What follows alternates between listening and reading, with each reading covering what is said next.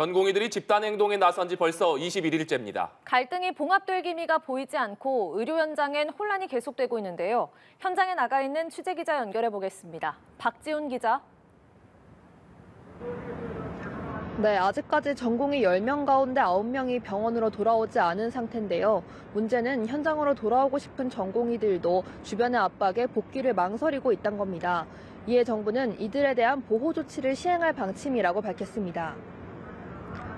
보건복지부에 따르면 내일부터 집단행동에 동참하지 않고 의료 현장을 지키는 전공의들을 위한 보호 신고센터가 운영됩니다. 전화나 문자 메시지로 피해 신고를 접수할 수 있는데 내일 센터 직통번호가 안내될 예정입니다.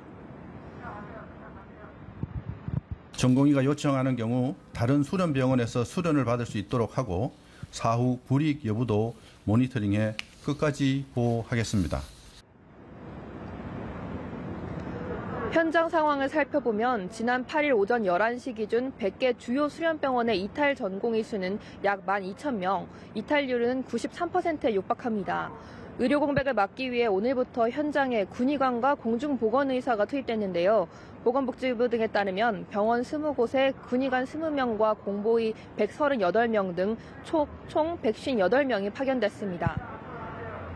네, 정부와 의료계의 갈등이 점점 심화하고 있는 모습인데요. 지금 상황은 어떻습니까?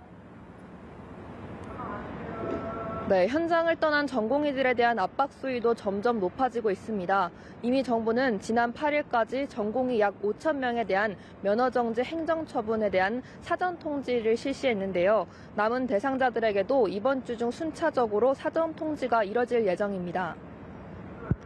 사전 통지서를 받은 전공의들은 오는 25일까지 업무 개시 명령을 위반한 사유를 담은 의견서를 제출해야 합니다. 정부는 행정처분 절차가 끝나기 전에 복귀한 전공의에겐 최대한 선처를 하겠다고 밝힌 상황인데요. 다만 의료계의 반발은 점점 더 심화하고 있습니다.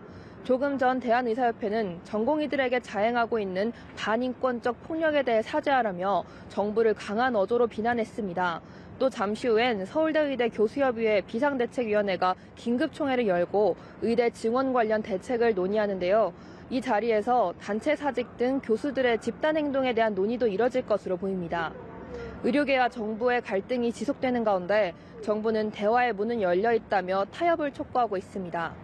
지금까지 서울대병원에서 연합뉴스TV 박지훈입니다.